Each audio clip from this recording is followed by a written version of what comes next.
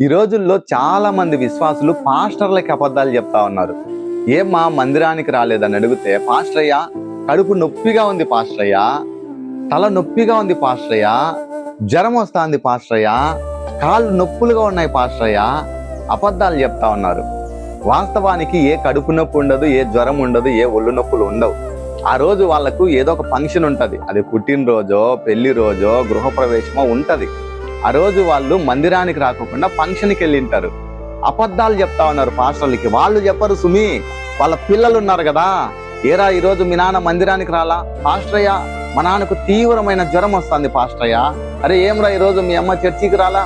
పాస్టరయ్య మా అమ్మకు కడుపు నొప్పి తీస్తుంది పాస్టరయ్య, తల నొప్పి తీస్తుంది పాస్టరయ్య, కాళ్ళు నొప్పులంట పాస్టరయ్య. అబద్ధాలు చెప్పిస్తా ఉన్నారు పిల్లలతో. జాగ్రత్త, అబద్ధాలు పాస్టర్లకి చెప్పకూడదు. మొట్టమొదటి పాపం దేంతో ప్రారంభమైంది చెప్పండి?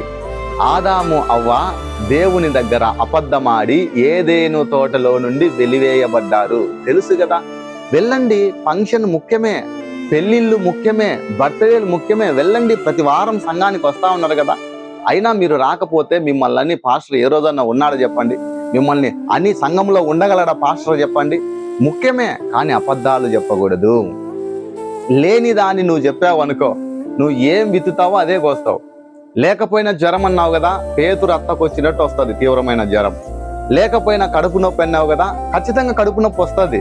లేకపోయినా ఒళ్ళు నొప్పులు అన్నావు కదా, ఖచ్చితంగా వస్తాయి. ఎప్పుడు కూడా దైవ సేవకులకి అబద్ధం చెప్పొద్దు. మొట్టమొదటి పాపం అబద్ధం. కోరుకుంటాడు దైవజనుడు మీరు సంఘంలో ఉండాలని, ఎందుకంటే సంఘంలో క్షేమం ఉంటది. నా మందిరములో ఒక్క దినము గడుపుట 1000 దినములు శ్రేష్టం అంటాడు. కోరుకుంటాడు. వెళ్ళండి ఫంక్షన్లకు. ప్రతి వారం వచ్చేవారు కదా, ఒక వారం ఏమవుతుంది దేవుడు కూడా చూస్తా ఉంటాడు కదా. అబద్ధాలు చెప్పకూడదు, లేని వాటిని పుట్టించకూడదు. అది జాగ్రత్త.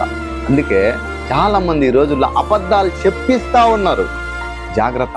అబద్ధము భయంకరమైన పాపము.